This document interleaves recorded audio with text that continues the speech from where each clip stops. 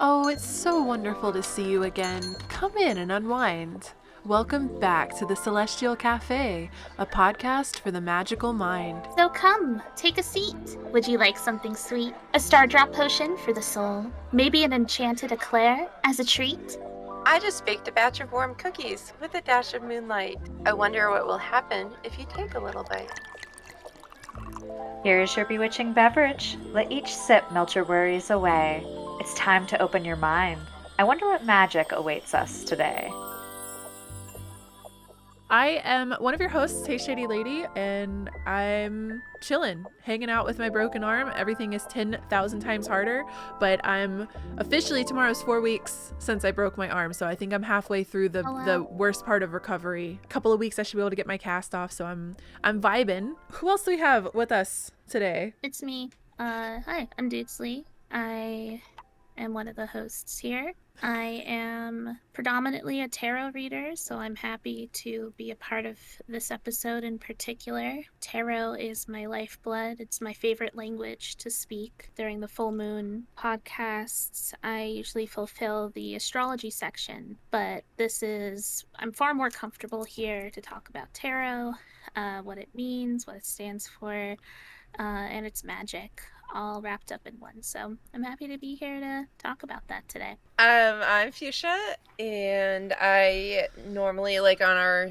traditional, full moon podcast, I cover the Sabbats and the upcoming seasonal vibes. I love tarot. I have way too many tarot decks, so expect me to be, I have them all next to me, so expect me to be pulling them out at random. Just be like, Awesome. I have a lot, so don't be surprised. Hi, and I'm Panthera, and I'm the Fairwood Witch. I also do tarot here on Twitch, although not this week, maybe not next week, we will see. I'm taking a bit of a break. Summer is hard. You man. got a lot of stuff going on right now. I can't right now. I'm struggling. For those of you guys who don't know me, I'm currently working the Renaissance Fair every weekend through July and August. So what was a nice 2-day weekend for me is now work, and then I'm having a really hard time balancing my normal work with that work, and it's so much fun, but I'm very overwhelmed right now. So Yeah. trying to do some back end work in the meantime, and just give myself a little break from the public at the moment. But I am an educational witchcraft content creator. I make YouTube videos as well as blog posts. You can find me on Instagram, all of the various platforms at Fairwood Farm or at Panthera the Fairwood Witch. But yeah, I am also a tarot reader. So I'm excited as well. Tonight's gonna be fun. Surprise! We all read tarot. Yeah, what a shock. It's almost like we knew that when we picked this topic. Welcome in, everyone. Thank you so much for joining, and welcome back to the Celestial Café podcast. We meet up twice a month to chat about various witchy subjects. Once a month, we talk about whatever full moon is happening that month, and the other one is a various spiritual subject. So this month, we're going to be chatting all about tarot, and it happens to be the new moon today. New moon in Leo, right, Dukes? Happy new moon. This should be it's trine Jupiter. That's a beautiful placement. I feel like there's a lot of We're blessed. rebirth. Definitely a big magnifying glass on our feelings, and big magnifying glass on big ideas and big plans that we have. Sort of birthing them, I think, is a good mindset to have with confidence, right? That Leonid confidence that is just so natural in all. Shout out to Leos, by the way. Happy Leo season. I was trying to find a way to say dramatic without the negative connotation. Confidence. But super big drama. You could call them thespians instead. I was gonna say. I think Aries are the dramatics here. Oh my God! Don't let my sister hear you. But yeah, we chat about good old witchy subjects every month. We also are available on all of the podcasting apps. So if you're listening on podcasting apps, if you could take a minute after you listen to this episode and leave us a review, that is really helpful for the show. It helps us get in that little podcast algorithm, And we are also, if you don't know, we do a video podcast format of this as well, and that's up on our YouTube channel. And you can find a link to we got to hit 100 subscribers on YouTube before we get the custom URL. So for now, it's a bunch of gibberish letters, but you could always go to celestialcafe.org. We're making progress on that though. So. We are. Yeah. Is that right? Is it? Yeah, celestialcafe.org, and you'll get links to all of our social media, and you'll also be able to see the most recent episodes. And Yeah, we got 19 subscribers on YouTube. look at that. We That's only got 81 more to go. We're small but fierce, and I'm very confident and proud of what we're doing with Celestial Cafe. So I'm excited to see where we're going to go over the next year together. We also do this podcast live. We record it live on Twitch. So that happens on my Twitch channel, HeyShadyLady, twice a month. So you could be here live and get a little hello from us if you're hanging out in the chat, if you would like to. And you're welcome to join our Discord server too, so you can get notifications when we go live. And that's all of our little social media spiel. Now we're going to jump into the meat of the episode. That's what not we're true. drinking. That's not What true. we're drinking. We're gonna jump into the second appetizer. So this is the Celestial Cafe This podcast. is the cocktail hour. Yes, we do love our beverages here. So everybody in chat, let us know what you're sipping on today. What do you have to drink? I'm not very esoteric today. I'm just drinking a Dr. Pepper. It's just Alright. good old soda hours out here. No coffee, no tea, just a good old delicious Dr. Pepper. And of course my water bottle. Yes, I too have water, but today's drink I made a peach tea Yummy. with oat milk. But I am drinking, this is just like a standard black tea. It's just English tea. I was stuck between this and a rose tea, but I just really wanted like just a solid tea tonight. But I got my giant Deadpool mug because I needed a lot. I am drinking my orange citrus. It's my positivity tea, and Your the tag says positivity, my yes. positivity. It says celebrate your successes and failures. Both required great courage, Aw. which is actually relevant to the Beautiful. YouTube video I put out yesterday. I talked Oh about that. yeah. And I've got my water, and I've got my Coke Zero Cherry. Hey, you're ready. Ooh. You got it Sorry. all. So today's episode is kind of a covering our basics sort of episode. We're gonna start at the ground up and kind of expand on topics throughout the years question mark that we're doing the podcast, however long. I don't want to jinx it, however long we're running.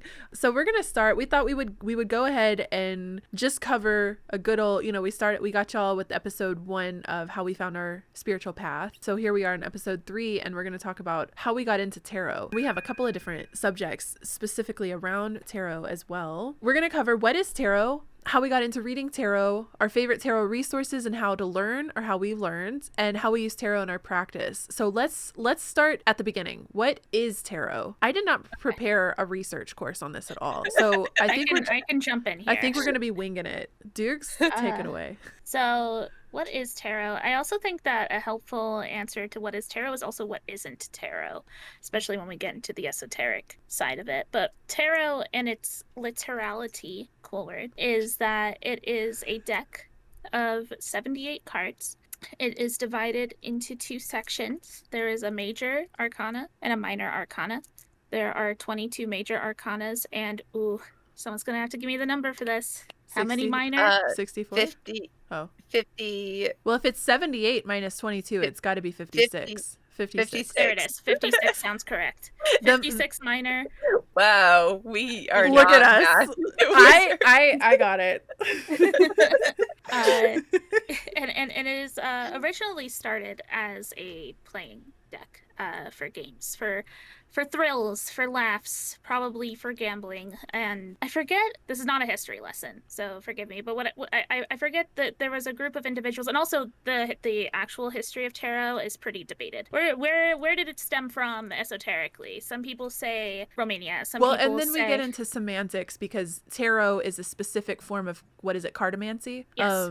So cartomancy has been around for a lot longer. And as well, because cartomancy it was is used with random cards. is for- reading fortunes or divination with cards, various forms of Right. cards. So So there's a lot to break down here, but the point of this isn't to get necessarily into the history. I was thinking tarot, earlier, and I was but- like, we're this isn't so much like a factual, like, No. educational podcast as it is we talk about our feelings, and if you learn a little bit from it, then that's good, but we're definitely not touting ourselves as historians. No. Definitely not. But I think the big thing, I figured that's the basics. Italy, also check out Italy, cool country. Just check out no Italy. reason whatsoever. No, like Italy so is a lot my of favorite tarot. food. Yeah. Ooh, oh my gosh, I've been eating so much Italian food lately. It's just so great. Yummy. I think it's cool though, if you're not super familiar with tarot, that the minor arcana is literally the typical 52 card playing deck, except Yes. you heard us say 56 cards earlier. There's one extra court card. So in a regular playing deck, you have the ace through the 10, and then you have a jack, queen, king. In a tarot deck, you have the ace through the 10, and depending on the deck, it's typically a page, a knight, a queen, and a king. So the page and the knight kind of got merged into the jack card in a regular playing card deck. Or when tarot started to spawn out of it, it got separated into a page and a knight. Sometimes you'll see a princess card, depending on the tarot deck, and there's other ways that people will kind of phrase these, but these are the court cards. The hardest ones for me to master have certainly been the court cards of the various. But we have the 4 suits of tarot, wands. Oh God, help me! Wands, cups, swords, and pentacles. Swords. Wands, cups, swords, pentacles, and the wands correspond to the clubs in a playing card deck. Swords correspond to the spades, cups correspond to the heart, pentacles correspond to the diamonds. So it's a little easier to kind of visualize a tarot deck. And whenever I'm talking to people who are not like, they don't know anything about tarot, I usually revert to playing card deck terminology, because they are familiar with, oh, I know what a diamond is, I know what a heart is, I know what a spade is, and then I can kind of help them ease into tarot a little bit more like that. So the major arcana are the Fool's Journey, a story, a tale of our little fool going through the universe and meeting all of these different characters and experiencing these different major spiritual archetypes and tropes. And to be clear, like, the fool is not like negative connotation. It's just like someone who like doesn't know anything and they're going on this journey and learning everything. Blank Fresh Yeah. fresh little innocent energy. Open to anything, open to the endless possibilities, the ups, the downs, the lefts and the rights. It's interesting because it always ends up looping back to the beginning anyway. There's never really a definitive ending. Story. Literally. But I assume the reason why everyone's here is to talk about the esoteric cartomancy aspects of tarot. That's kind of why I brought up earlier what isn't tarot as well, because I think that tarot confuses a lot of people at first glance. We look at media and we see these mysterious gilded hovering fortune tellers as a protagonist approaches them, and they're draped in this beautiful velvet in these dark rooms, and they deliver omens of the future. Oftentimes is how we see tarot depicted in these modern day media representations. Yeah, and as you can imagine, it runs a little lighter than that, and not saying that perhaps that isn't entirely possible with tarot, but I would say that the average person is not going to be activating tarot in quite that way. I mean, It's not an easy thing to get look into. at us. Either. Like, we're totally fulfilling that stereotype right here. All of us draped in velvet and dark rooms. Delicious dark velvet, yeah. Oh, and I think one thing too is getting into tarot is kind of specifically meant to be intimidating, or at least has been for a very long time. There are the rumors about how you cannot purchase your own tarot deck, right? It has to be gifted to you. Even like going and getting your tarot cards read at a shop, very often the reader is doing very large spreads. There's a lot of cards going out. It's very overwhelming. And just like the number of cards itself, right? Like there's so many options, there's so many variations, even just with the basic 3-card spread being like the common go-to. That is like how many options, like combinations that you can get, and then like throw reversals in the mix. Right? Yeah. Exactly. So yeah, you're doubling the deck. It's what, 156 cards at that point? Yeah. Sure. Yes. And Wow. if 3 different cards in different orders, that's so many different possibilities, right, that you can pull. So at first glance, it's very, very intimidating. And I think for a long time, that was kind of on purpose. But we're kind of starting to get away from that. And it also it would have been a craft that was passed down through word of mouth, taught by people, in some ways probably culturally shared with people that are close to them. I think that what I like about tarot, and I like that it's becoming more mainstream, is that it's such a powerful self-exploration tool. Yes. And I think that everybody should have access to understanding the soul's journey and how to interact with some of the energies that you have to encounter as your soul is evolving. And this is something I wanted to talk about a little bit too, is that there's so many different layers to how you could read tarot. You could be very superficial and surface level. Should I break up with my boyfriend? Should I get this job opportunity? You know, what is my next week gonna look like in tarot? And you wake up from dreams and you're like, whoa, I dreamed about my friends from high school, and that was, you know, surface level stuff that's just your narrative of your life, right? The stuff that you would see in a movie. And even things as mundane as like, what should I have for dinner? Yeah, You know? mundane is a good word as well.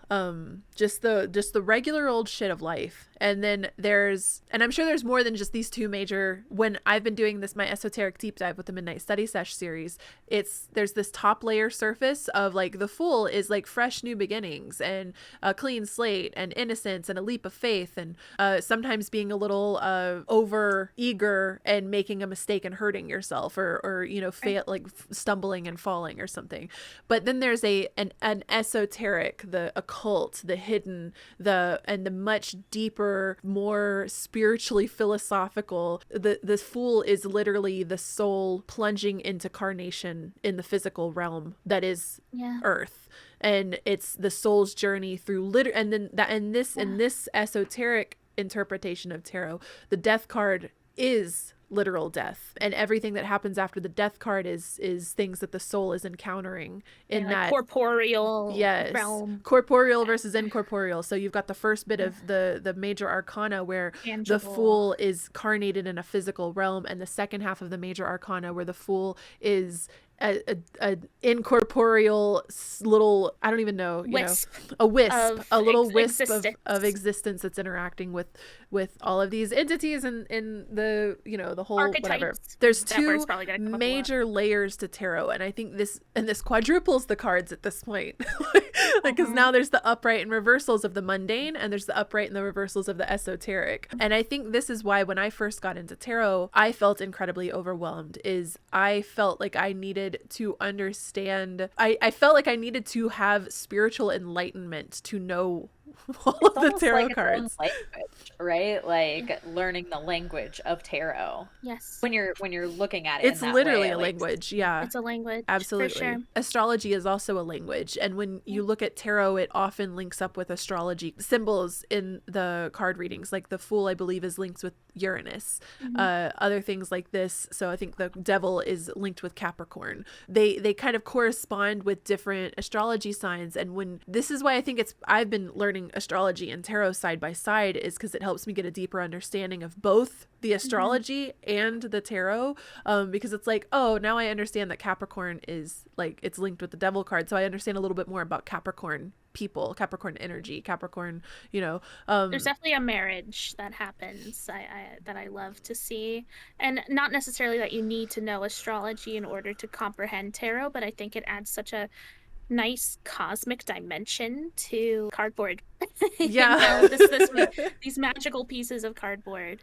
I'm still like learning astrology, well, in general, but also like the astrology of the cards. But like once I started learning, it just gave me like this new depth to the cards, and I'm just like, oh yeah, that makes sense. And sometimes I'm like, I can tie this to like Aries, and then I'm like, well, now it helps me remember the cards and like more interpretation, because I'm like, Aries, fiery, passionate, like the Emperor is just a walking Aries individual, you know. It's and to people just listening in, they're like, that's nice, but to those who know and understand tarot and astrology, they're like, okay, yeah, I can encapsulate this Aries, Martian, fiery energy, right? That archetype that both of those things are under. Egotistic little ruling with an iron fist ass. Yeah.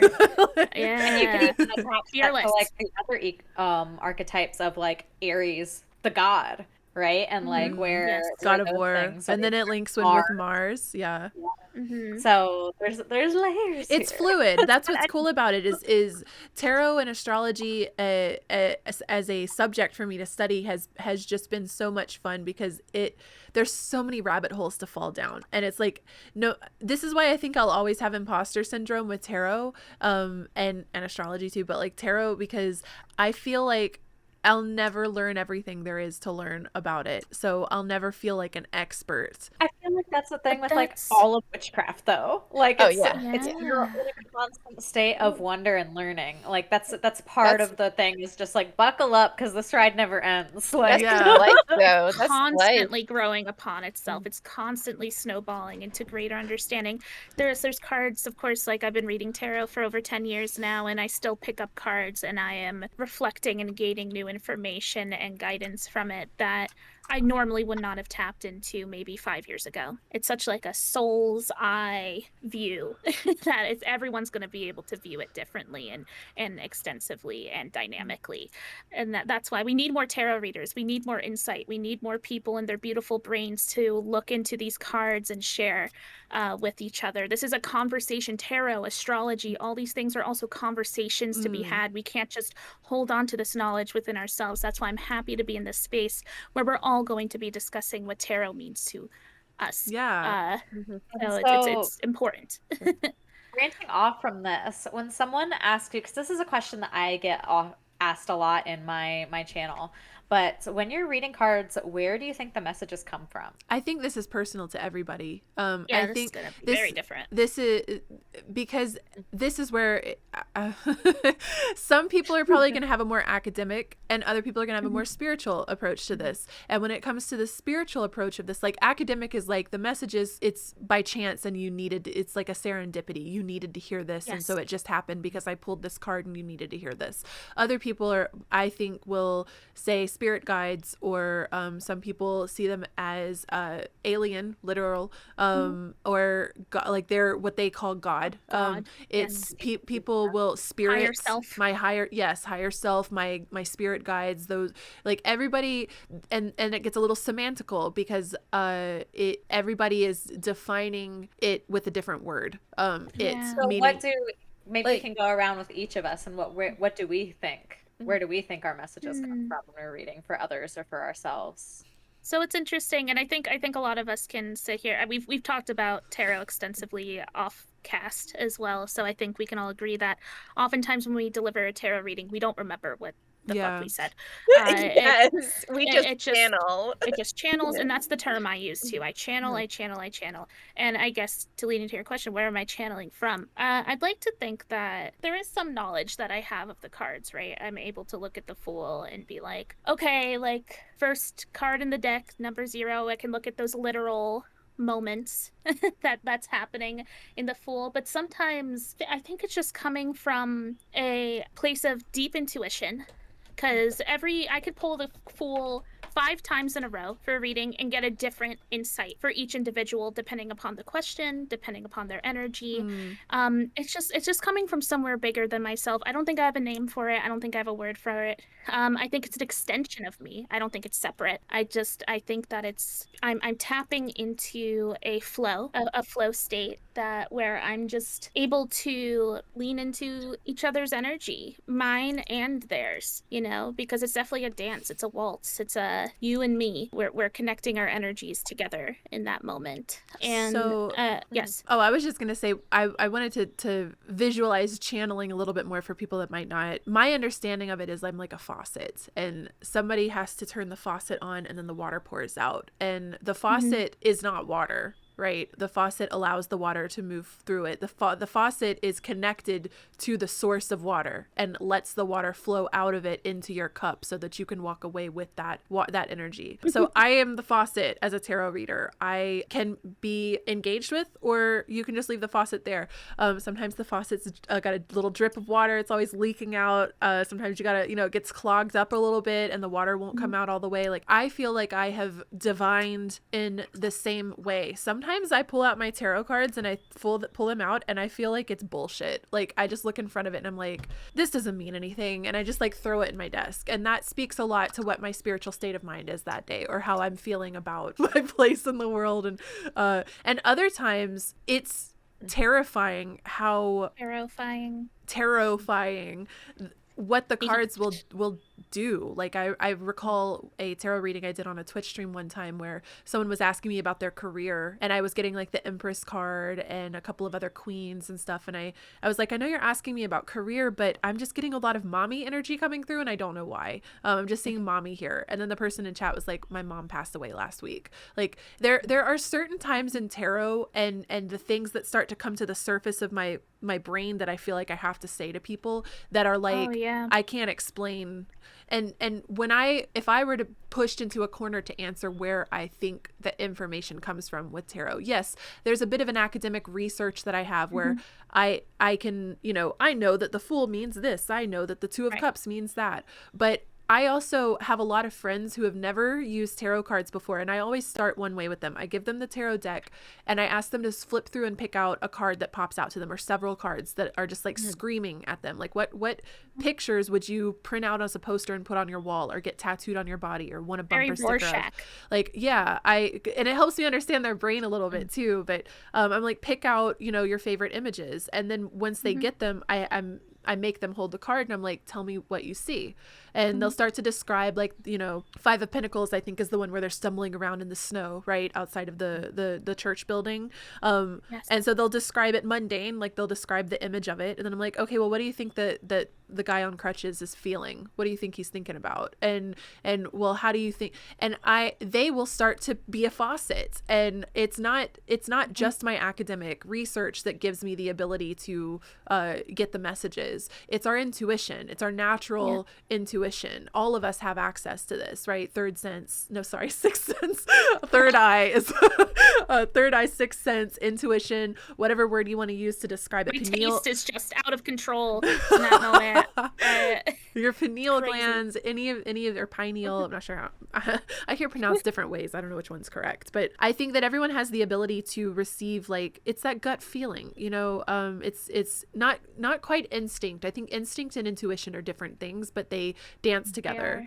I agree with that. I don't know. I've never thought, like, sometimes I feel like I'm interacting with a higher entity than I am.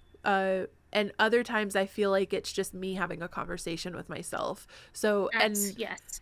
It's very personal to everyone too. Like, sometimes when I'm streaming tarot, there's like that, like, I'm getting mommy energy and I don't know why. That doesn't feel like it came from me, right? That feels like it was kind of like brought to me to deliver that message to that person at that time. And other times it's just me giving advice using tarot cards, and it's very mundane. Hey Shady Lady using pictures to just give advice I would have given without the tarot cards. Sometimes it's just me, sometimes it's not.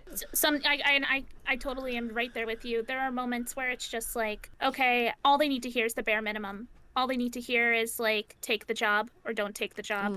We don't have to go into, like, their daddy issues as to why they felt they need to go into this line of work, or their crumbling romantic relationship that is, like, it's just, sometimes they just need to hear a yes or a no. And then there's other people who are obviously more open to receive more, and that's when I feel more is able to flow, and that's where that dance kind of comes in. You know what I mean? That natural channeling ability kind of gets activated or not. But yeah, I think that there are a lot of moments in tarot that, and maybe this can even go into, like, when we talk about the higher self, I think that people see this as, like, this incredible figure outside of ourself, when it's really just us all along, not recognizing our own power and our own abilities to tap into the unseen. When I first started reading tarot, and this is the best way to explain it to people, but I just, like, in very generic terms, I just say it, the way I read it is messages from the universe. Like, and you can take that whatever way you want, but, like, it can be an esoteric higher being message from the universe, or it can just be like, the events in your life are pushing you towards everything lined up this way to push you towards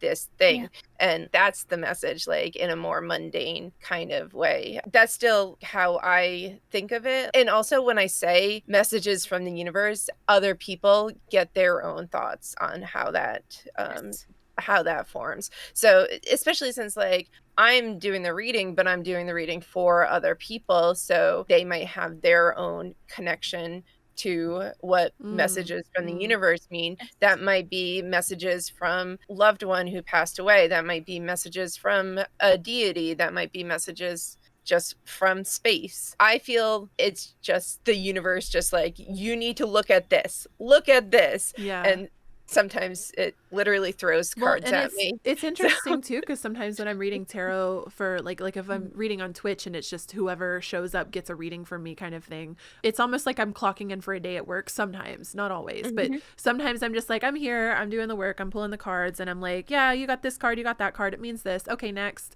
And I don't even think twice about what I'm saying, but they're like sitting in their computer chair sobbing because it means it, like, to me it's just another Two of Cups, and to them it's giving them the faith to keep going, right? It means different things to different people, even from tarot reader to tarot querent. The nature of where the messages come from, they could come from me and they could feel like I'm just saying what I read out of the little guidebook, but it could be a beautiful synchronistic moment where that person is like, you're the fifth person that said this that exact phrase that phrase to me in the last 3 days. Like, this is like, this is the universe, like, you're, you know, the universe is manifesting it through you. And at that point, tarot isn't what's doing this, because the fourth person that said that message to them was their grocery store clerk that was handing them their change that day. They didn't have a tarot card. You know what I mean?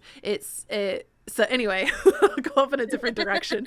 But Panthera, what about you? Do you want to weigh in on this? So I think why I wanted to like ask you guys and pick your brain is because I think mine has changed so much since reading for other people specifically. Because I read for a long time just to myself before reading for other people, and I've only really been like hardcore reading for other people for about a year now.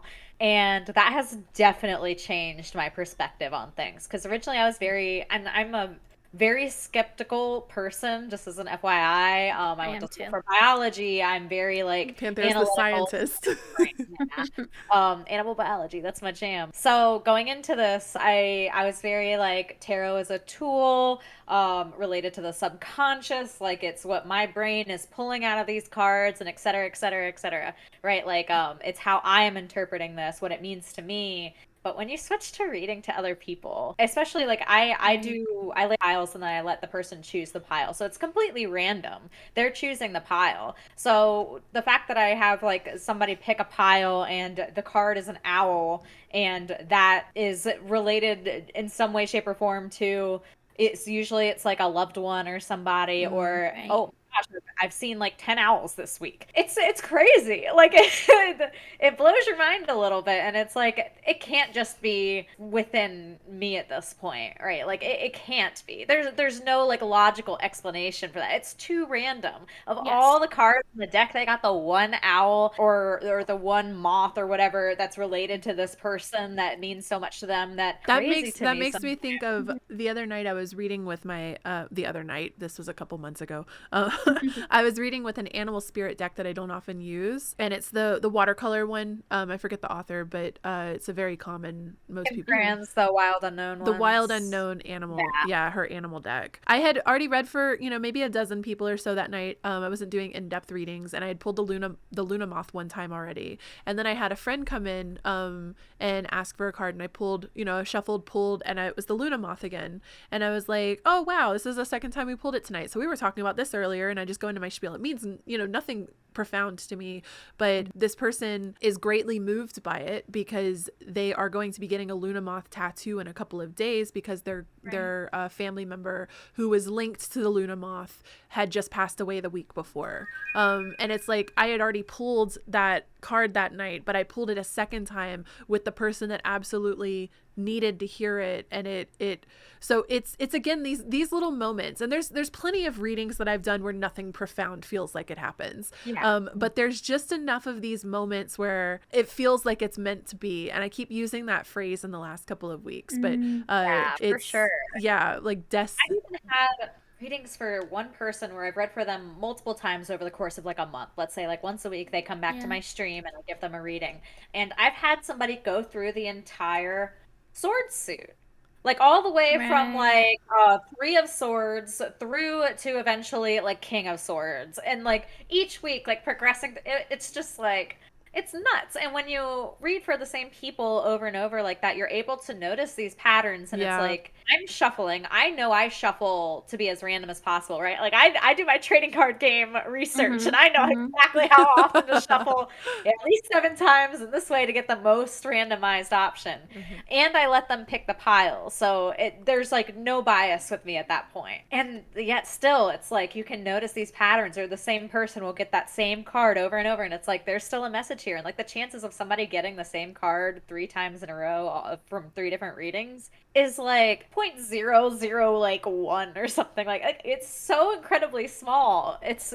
just nuts to me, numerically speaking, even. So that's where like my science brain starts like short circuiting, and it's like, what is Yeah. this? And also, like, I mean, like, all of you know how often I pull the star in the sun Yeah. a lot, but it's always about this one thing when I start to doubt, when I start to like question myself. Oh. But I don't pull them any other time because I don't need that message for anything else. I only pull them about this one thing. And every single time I'm doubting myself, I pull them. Every single time. I'm just like, and every time I just see it, I'm like, God damn it, I know. Yeah. I just wanted to direct one more time to the exact question. What is tarot? And I feel pretty fulfilled by what I have blurbed on my website. Tarot readings. So this is more than just tarot. This is also the art of reading the tarot. Tarot readings are a tool for personal growth, self-comprehension, introspection, opening space for healing, and receiving clarity. And tarot readings are not a form of fortune telling.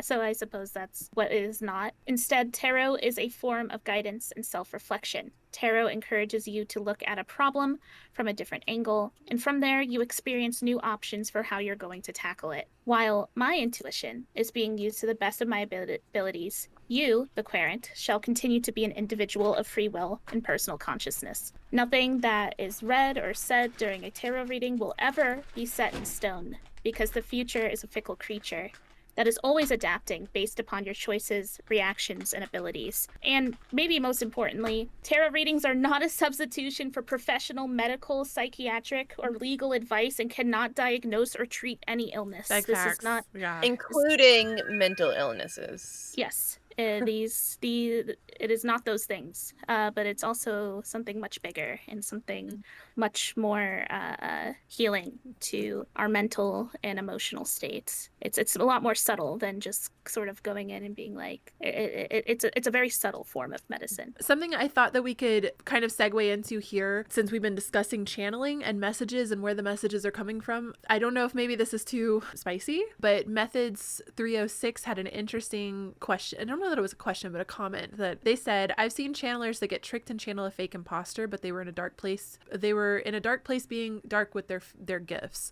or something to that effect. So this makes me think about how a fear can be wrapped in with divination and divining. And I wonder what y'all think about if you are channeling and it's coming from, if it's not just coming from your own intuition, but it's actually being pushed from another source. Do you think that it's possible to be channeling from like a dark entity? I don't believe in any of that, straight up. I think that, at least for me myself, I can't speak for others. Others might be open to any of that stuff. All I can say is for myself, I know that I work and I'm activated from a space of love, not fear. There's no fear in tarot for me. And I think that that's when people start to become afraid, is when this potential metaphorical whatever dark entity, whatever you want to call it, it comes in. I straight up don't believe in that, so I just am not a part of that field of possibility, because I work in love. I It's might be really in a that different simple. I might be in a different field with this. I would also say if that's like one of your concerns, because like that's a concern in other magical practices too, like dark energy coming in, or being like you having dark like negativity that you might bring in that you don't want to.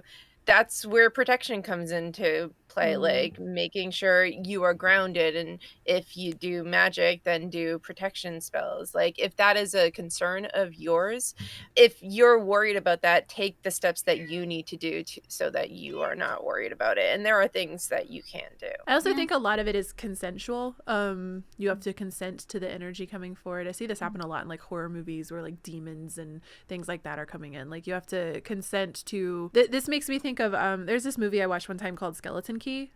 There's a lot of movies that kind of there's a lot of the things that kind of do this trope, but Skeleton Key is really old, so dating myself first of all, but it came out when I was around high school. I think that it was involving hoodoo specifically, and it was this woman who was going to caretake for an older couple or an older woman or something, and she's a very skeptical person. She doesn't believe in anything spiritual or magical, and as she's there, the woman that she's caretaking for is like very into like magic and has like all kinds of, you know, spell jars and things, and the caretaker girl is very, you know, none of this is real, la la la. And over the span of the movie, which is however long the time frame is, she's seeing more and more things that are starting to make her think that there might be such a thing as cursing or, you know, whatever this is. And by the end of the movie, she's trying to protect herself against the woman. Spoilers, but it's 15 years old. She's trying to protect herself against the woman she's caretaking for, because she's come to believe that this woman has the ability to take over people's bodies and transfer her consciousness from one body to the other. So she's trying to do a salt circle to like keep the woman from like being able to possess her body or whatever. And just by the fact of her participating and trying to protect herself from it, she's affirming that she believes that it can happen. And she is saying this can happen. And so then the old woman is able to transfer her consciousness into her body. And it also reminds me of Get Out, which I just watched the other day by Jordan Peele. But what I mean by this is like, you have to believe that it's possible in order for it to be possible. And this comes into with like manifestation, right? And positive affirmations. And I don't think that just because you believe it's possible means it's going to happen. I want to reiterate that here. But I also have another story that I want to ramble off on here, where if y'all were here for the episode 1, you know that I found my spiritual path through psychedelics. I was very skeptical up until I did a bunch of psychedelics, and I always make the joke that I didn't believe in God until I did acid, and I came out realizing I was God, and so was everyone else. And it kickstarted my spiritual viewpoints. But while I was in that space, I'll describe it like that. And since I had my sedation at the hospital and they used ketamine, it's just reignited all of this like damn, dude, I was just getting settled and back to reality, and they blasted me right off again. That back to reality. There goes gravity. Holy shit. Gravity's not real. But anyway, while I was in that space back when I was 22, 23, I felt like I got tricked by an entity to do something that ended up really hurting me. I mean, I could have literally died, but I was listening to something. I felt like I was speaking to an entity. Since I've done more and more psychedelics, I'm starting to think that it wasn't an entity, but it was a manifestation of some of the people that were there at the time. Anyway, that's a whole other story. But I felt like I was tricked into doing something by an entity, and they thought it was hilarious that I almost died. Or like and this also, I felt this energy come through on shrooms, that the trees thought humans dying was hilarious. I remember like being in the space, like watching all of the trees and seeing little squirrels running around and imagining what would happen if I fell off the balcony I was on, and how the trees would just be like, oh, this silly little human, look at them.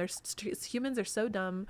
They're so silly. I don't know where I'm trying to go with this, but I've had experiences, in other words, throughout my spiritual journey where I do feel like there are influences, I'll use that word, that don't care if we die, and sometimes are amused by the fact that we might die or could die, and it's just we're little puppets and pawns. And I think of this as like a kid with a magnifying glass frying ants. Now, circling back to the skeleton key thing that I just brought up, am I consenting to that reality by saying that I think that it's possible?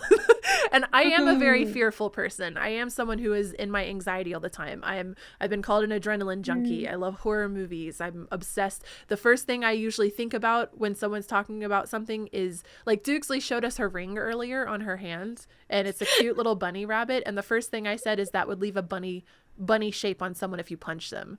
My brain typically goes to horrific spaces first. I don't know why, probably childhood trauma. Not all cute bunny. Yeah. I didn't go, oh, gnarly cute bunny. scar. Like, yeah. Like, wow, that would be a crazy scar. Yeah. Anyway, that was a whole ramble to say that I am hesitantly in the party of thinking that there are influences that can affect you and maybe have darker. And I also think this would lead into Fae, because like, don't Fae like to, you know, fuck with us? Oh yeah, I mean, oh god, we should definitely do a Fae episode first of all.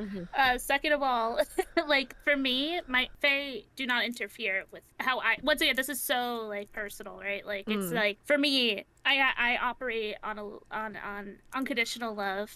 And that is, I see Salt and Petty in the chat using the word intention. I think that's really the most powerful tool you can have when working in magical spaces regarding protection is intention. I think that can really carry you on this. Oh god, this is like a completely different discussion. I know, that's what I was thinking. I was like, I feel like I derailed us a bit. But I guess I'll just wrap up my thought and just say, like, sure, there's probably people out there that require more or less protection for various reasons and various levels of what they're dabbling in and where they're exploring esoterically. But I think at the end of the day, anchoring into an intention of unconditional love, of safety, I don't necessarily like to use the word light as opposed to dark, but if that resonates with you, then maybe take that with you. You can't have light without dark, right? Vice versa. So I think that overall, just going into anything, and with tarot too, like but I really think that tarot mostly operates on our own personal intuition and our own personal liminal space, right? Rather than something bigger than us, because I believe that the thing that we view as bigger than us is actually us in disguise. Appearing bigger, but something that maybe the average person has trouble tapping into. So I have like two big thoughts on this matter. And I think the first one, I'm going to focus more on mundane, but in any spiritual space, especially if the message you're receiving from someone that you're paying for a service is fear-based, be careful. Right? There are a lot of people in this space who will take advantage. They're predators. And yes, the more afraid that you are, the more likely you are to return because you need guidance, right? So that is unfortunately a tactic that a lot of readers use.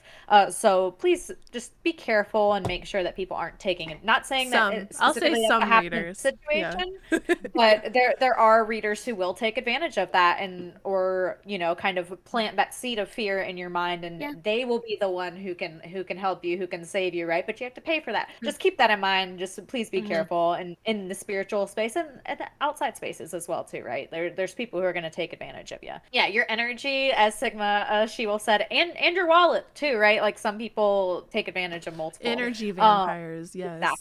Yeah. And then the other thing, so I did a lot of witchcraft in general before really diving into tarot, especially the more like channeled readings that I do now. So I do think that protection is always important, and if you are wanting to dive into this world, not telling anyone how they should do it, but I highly recommend protection to be one of your first big topics to kind of dive into. I like to word mine as nothing unwanted is allowed in my space. I don't know if I think that anything is inherently evil, but I do think that there is a lot that don't have your best intentions in mind, kind of like how you were saying, Shady, right? Like I think that a lot of what we think of as beings that can communicate with us exist on an entirely different plane of thought than we do, right?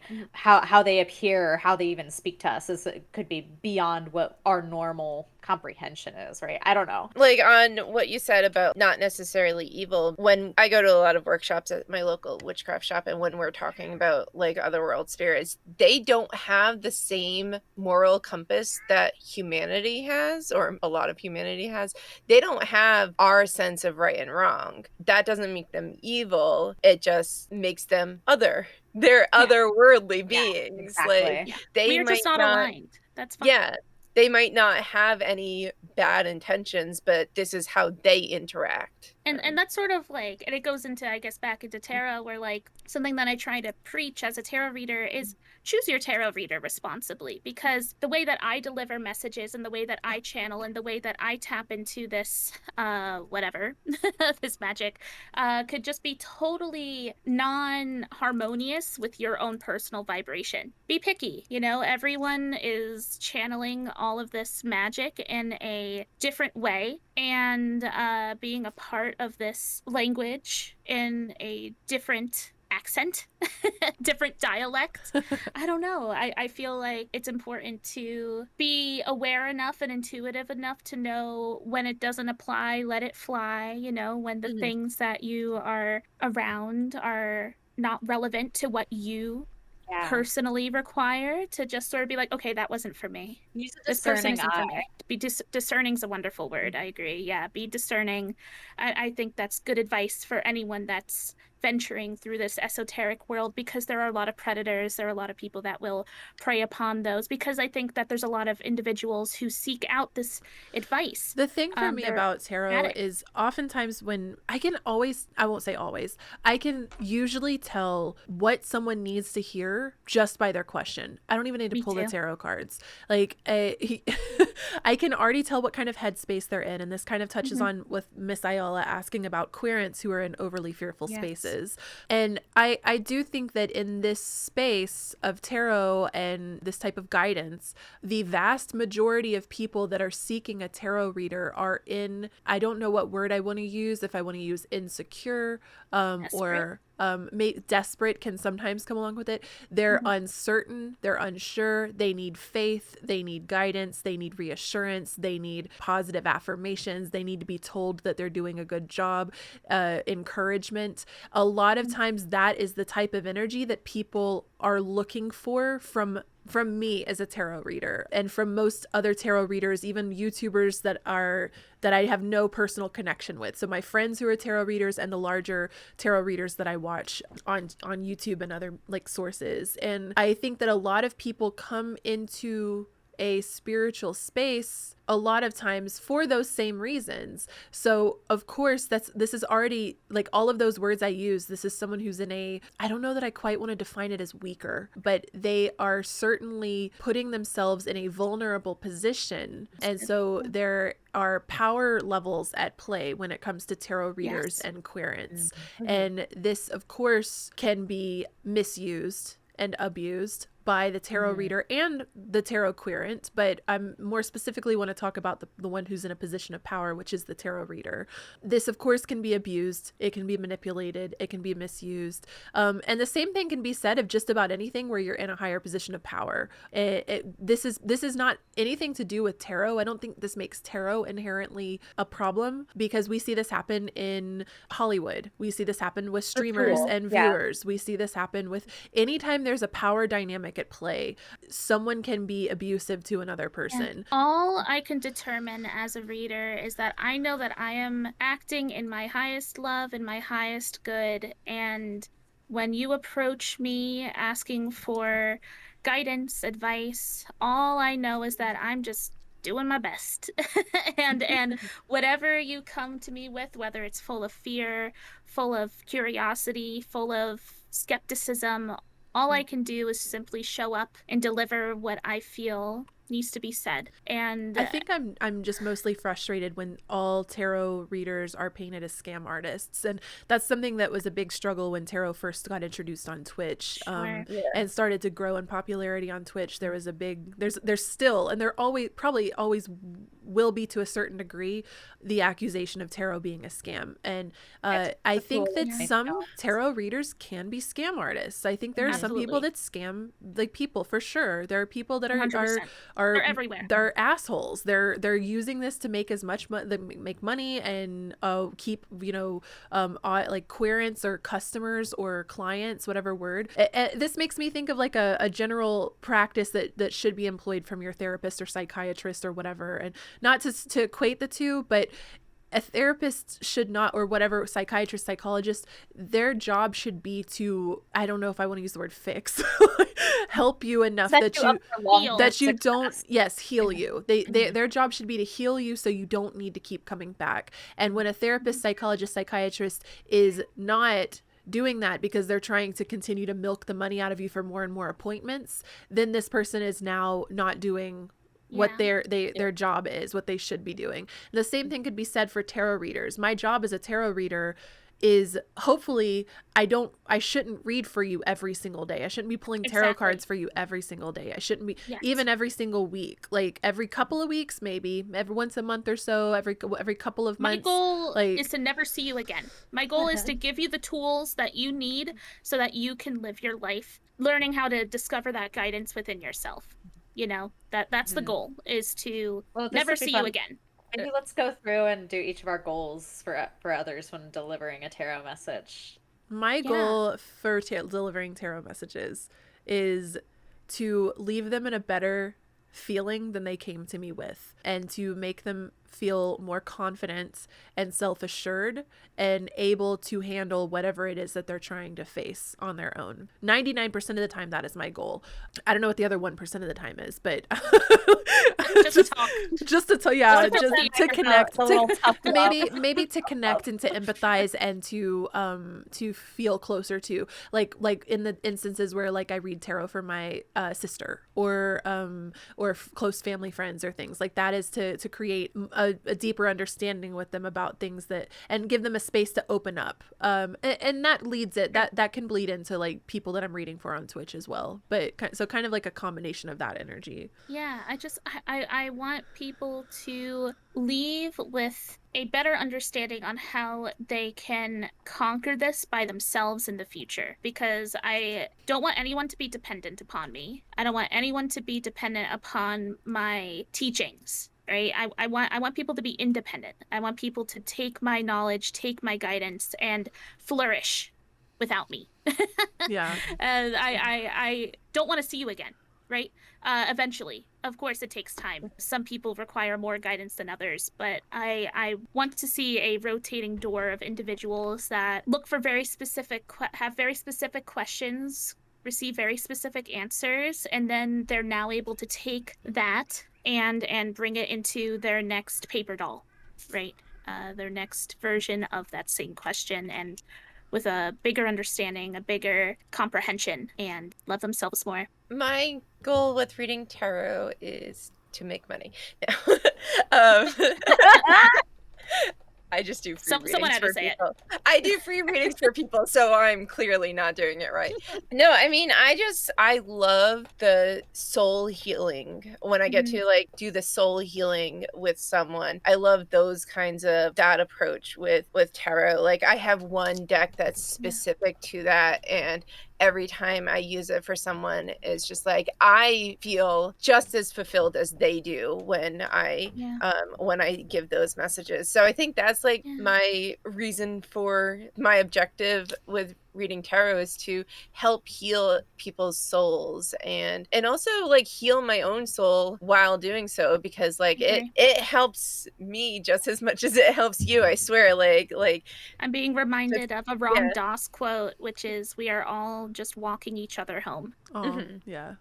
I definitely resonate with that in the scope of tarot as well. We're all learning together. Yeah. So I think that's just basically like, I mean, I will read tarot for people and what's my next week gonna look like? Should I like accept this job kind of stuff? And I'm like, I'll read those, but like I love the soul journey of tarot. So it's humbling. I think with mine, when I deliver a tarot reading, I am looking for them to come out with a feeling of either like validation, encouragement, or like more open-mindedness, I guess, like a new options for this problem that they're facing. I hope to do so in a way that is fun, entertaining, and memorable, because I think that part of tarot, and at least this is how I like to give it for the people who who purchase readings from me is tarot is an experience, right? Like a Yeah. lot of the times, at least most of my customers are like first time people who have never gotten a tarot reading, they've heard about it and they want that fun and that experience. So Yeah. I want people to It's a return performance. for the fun. Yeah, for the Yes. memory, for the fun, for that feeling that they get. Not because they're afraid or they feel like they can't make decisions without the help of the tarot reader. I want them to return because they had a good time. Yeah, I agree with that too. My liminal space where I perform readings is meant to be lighthearted, silly, humorous. Trust me, and there's definitely a place for the dry, totally to the book. This is what you need to hear. No cutting corners, no bullshit tarot readers. And I do agree with that. There's a space for us who want to perform. I think we're all a little bit thespian here and want to make people laugh and make people feel something larger than themselves. But eventually, I don't want to see you again. Eventually, I want you to be able to collect that feeling on your own and sort of waltz with that. But no, I definitely as agree a with tarot streamer, I want to see that. them Right. again. But I Agree with I that. don't necessarily want to see them for tarot readings every single day. And I don't read tarot every single day. Yeah, as a tarot reader in general, I don't want to. I like that someone in chat said no codependency. I like that or something Oh like. God. And that is something I've struggled with my Yeah. whole life is codependent relationships with people. And I'm certainly in a space right now where I'm being forced to be weirdly. I'm like with a broken arm, I'm dependent on my family for like taking me to the grocery store and stuff, but I'm also not able to do a lot of the stuff that I've been able to do in the past, like certain video games and going out with friends to get coffee or whatever, and also being like ending my relationship this year, and also kind of changing how I'm interacting with my online community as a streamer. I'm putting myself in a space where I'm almost isolated in some ways. I'm very alone. And it's forcing me to be independent. So I think that the conversation of independence and codependence is something we could probably do a whole episode on. Oh my to be God, I would love honest. that. Yeah. And I also like with repeat people, I think there's totally a difference between someone coming in every week and asking the same question versus like coming back, even if Doogsley never wants to see them again. Thanks, I'm a repeat customer for Doogsley. But Duke's having to read for me like 3 times in the same month when I was going through my breakup. It's like Doogsley, but there's a difference between like, and this can still lead into the codependency for sure, but like there's a difference. Like, okay, I took this message to heart and I acted on that, and now I want a reading about this completely other thing or Yeah. something And like of course, that. yeah, But- and that's the thing too. Like, it's especially, it's so dependent upon like everyone's individual queries. Yeah. It's and there's always going to be blind spots for every individual where they're like, I really cannot conceptualize what on earth to do, so I really need my trusted tarot reader voice to tap in. And I have a few clients like that I know, like when they come in, like, oh, okay, this is pretty serious because I've given them the tools over these last few years on how to conquer very specific things, but I can tell that this is a blind spot for you. So thank you for coming to me, trusting me to sort of deliver you to this new landscape of guidance that you've not been able to tap into prior. I totally agree with that. Could you elaborate a little bit on something you do on your channel, Doogsley, is you put people in tarot timeout? I do. Can you elaborate a little bit on this? Yeah. So there comes a time as a tarot reader, especially, and I do think that we're dipping into reading on Twitch in particular, which is a completely different environment from one-on-one readings. Because you've also acted as a tarot reader for a shop before as well, right? Yes. I have explored tarot in a lot of different environments, and I love reading on Twitch, but I think that sometimes that leads into, like I said earlier, there are some people who are addicted to advice, and I think that these people can fall into one of two categories. One is they're just completely incapable of forging their own path and are very reliant upon those that are more secure and end up having this sort of parasitic relationship with a reader. But I also think that it leads into they receive advice, but it's not what they want to hear. So they come back the next stream with the same question worded differently, and it's like, And if you're a And tarot you know reader, what happens? You get the same advice. if you're do. a tarot reader, like, or if you're someone who has a tarot deck, you've probably done this before. You pulled a Yeah. spread, and then the next day you're like, I'm gonna ask I that didn't like same that. question. Yeah. Let's try again, but a little to the left. That's My when I card, start getting the high priestess and the card's like, you already know this Like, answer. sometimes my anxiety gets to me, so I do like I try not to, but sometimes I do like ask over and over, and it gets to the point where my decks just like they sass me, but also they're like give me a completely off the wall card, and I'm like, what, this doesn't make sense, and then like, haha, just kidding. You know the answer. That's the I'm thing like, is, like, I will like pull from one deck, and I'm like, nah, I'm not connecting with this deck today. I'm gonna get a different deck, and then I'll go through like 10 decks, like, just trying to find like something to make this make sense, please. But when these people come to me, and also I feel another way that this manifests is that they keep coming with a different question every time, which I appreciate. But the same cards keep coming up where it's like, okay, you can't conquer that because you still haven't conquered this issue that we talked about 3 readings ago. Why? And so when I feel that someone is desperate and seeking, and they're not absorbing what I'm telling them, I put them in tarot timeout. And I say, I'm sorry, I do not feel comfortable giving you any more advice. I have said, it's usually comes down to like, I've said the same thing to you 30 different ways through 30 different cards. I don't know what to tell you other than sit with what I've given you, because you're clearly not absorbing what I was delivering. And I think that that's my responsibility as a tarot reader sometimes, to just sort of create that boundary and be like, you are not listening, which is fine. Like, ultimately it's fine, but I don't want to waste my time. I don't want to waste your time, and I don't want to waste the viewer's time.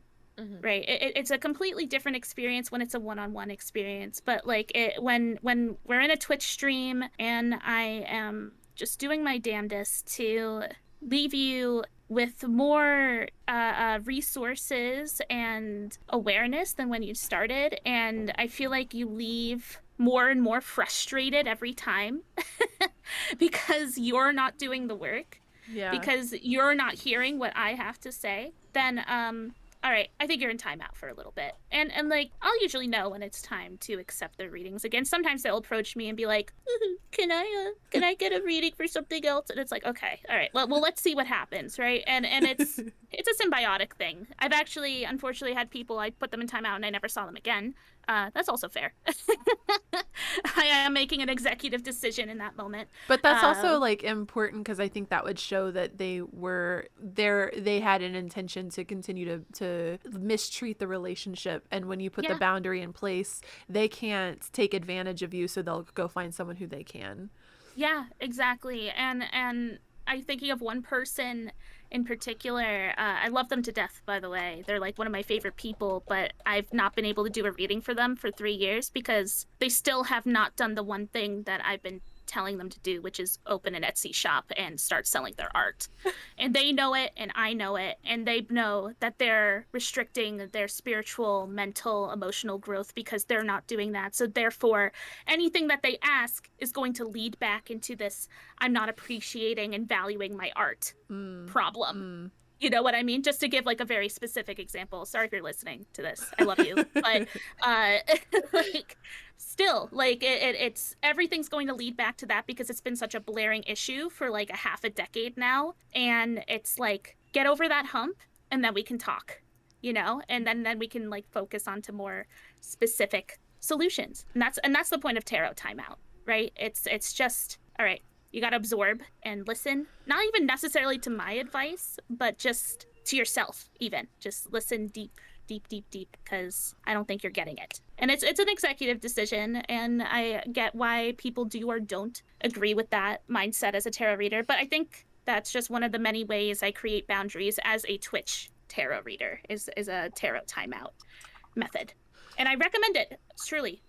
So how about for people who are new into tarot or they're getting into tarot. So what are some of your favorite resources, or how did you go about learning tarot when you first got into it? Some resources that we have here as a group. Of course. Well, I've only got one total post on my blog, but I am working on a self-promo time. I am working on a blog series called Midnight Study Sesh, where I deep dive the esoteric symbolism of tarot cards, and I get into it. I mean, like all into the Ouroboros and all of it. So I go into the astrology correspondences and the deeper esoteric spiritual soul and the mundane meanings.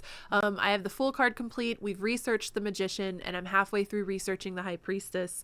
That's available on my blog at HeyShadyLady.com, and I'm hoping to continue that series and do all of the tarot cards. This will probably be a several year journey for me. It's a very ambitious project, to be honest, but it's a joy to observe. It's fun, and I've been so I'll kind of combine these two. Let's combine how we got into reading tarot and how we learned when we were getting into it. And I'll TLDR I can make this story 20 minutes long, but I'll TLDR how I got into tarot was when I lived at a party house, 20, 30 people at the house at all times, 10, 15, 20 roommates depending on the time of the year. I was very skeptical at the time. This was right around the time where my little party self was starting to experiment with all the psychedelics and stuff. So my third eye had been blasted open a little bit, and I remember coming home from work one night. I worked a third shift job, and there was a party going on at the house. So there was 30, 40 people in my house, and there's this guy on the front porch, and it's this like dingy little house like back in the middle of a city, and this like our barely working golden porch light is a very like strong visual to me. So like, but it's this golden porch light that's creating like a cone around him. He's sitting in front of the front door, cross-legged, barefoot, ripped up tattered jeans, long shaggy hair, hipster little hipster hippie looking dude. And never seen him before, never met him. There's a couple of other people on the porch drinking PBRs and smoking cigarettes and stuff, and typical hipster party, and I'm getting home from work. I'm walking up the sidewalk to my front porch. I see this guy. I could just sidestep him and open the door and walk in, which some nights I might have been more inclined to. I was less social, but this night I was like, he's got a bunch of cards spread out in front of him, and he's got a little card spread, and I'm looking down and I'm like, those don't look like Yu-Gi-Oh cards. What's going on over here? And I just sit down. He tells me they're tarot cards. I don't remember anything about the reading. I just remember that I was deeply shocked at how he could possibly know the things that he knew about me and the space that I would like spiritually, the space that I was in, and all of this stuff. And it changed me. I never saw him again. It was a one-time meeting. Destiny. He changed my life. I don't even think I knew his name. We shared a cigarette. He read my tarot. Changed my life. I told my roommate's boyfriend, it's all I could talk about for a couple of days was like how crazy this tarot reading was, how amazing it was. And my roommate's boyfriend was someone who had tarot cards, and he actually gifted me my first tarot deck. And I got obsessed. My academic nature that is coming out with Midnight Study Sesh was activated then. And that is not the way that I would ever tell somebody to learn tarot when you're first getting into it.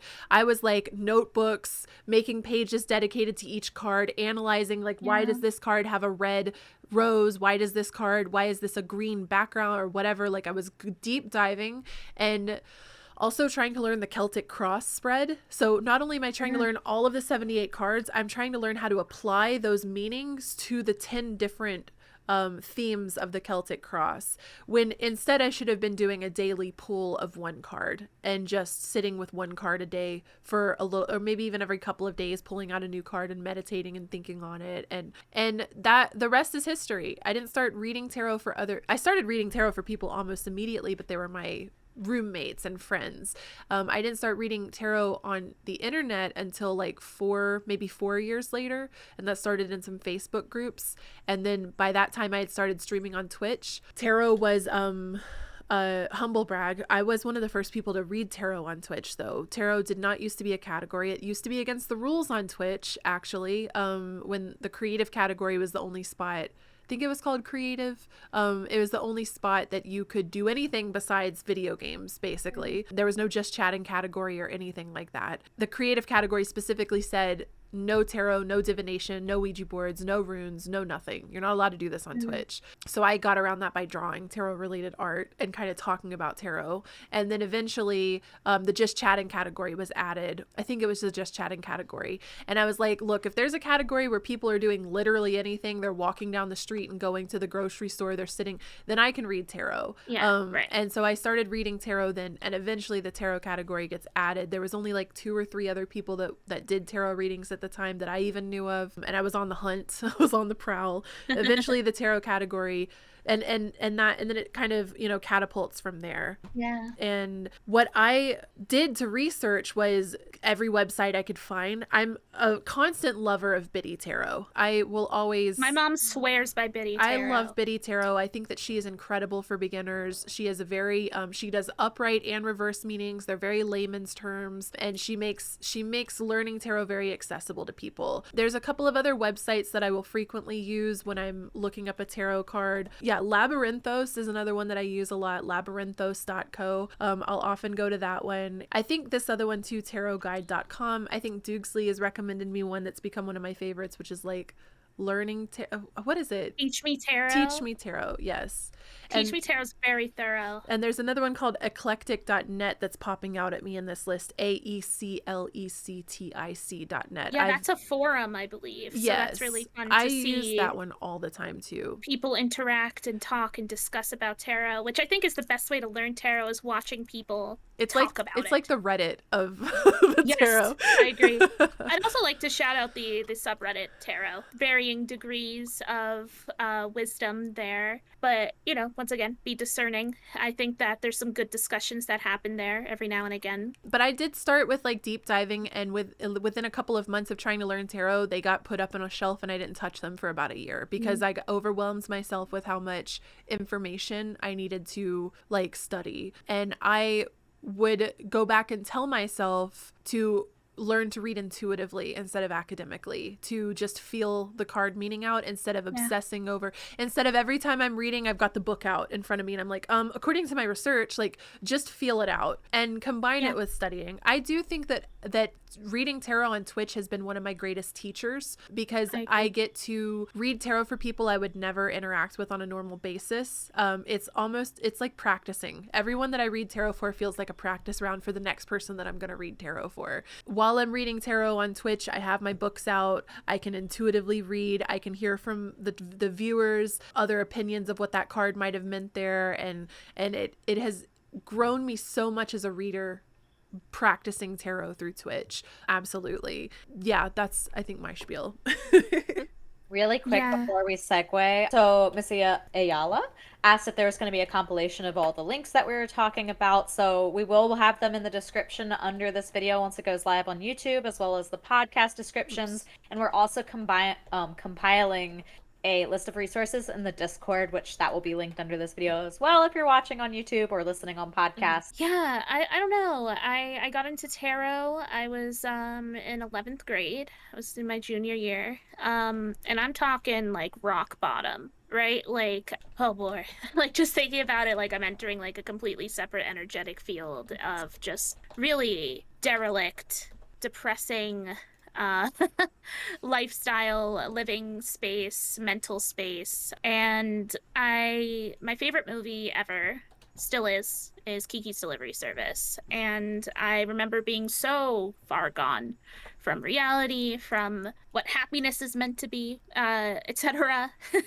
That I was like, I was so desperate to feel anything that just sparked joy, quite like Kiki's Delivery Service did. I don't know. I was like, if she could be a witch, I could be a witch. Whatever that means. I don't know what that means. What do witches do? I don't know. They look at stars. They look into crystal balls. They collect crystals, and they read tarot. And they have broomsticks. And you know what else witches do? They also go shopping, and they pick up mugs that have their cat on them, and they look at shiny red shoes in shop windows and save money for it. And it just sort of grounded me into this magical reality that was so out of touch. Oh, there's Gigi.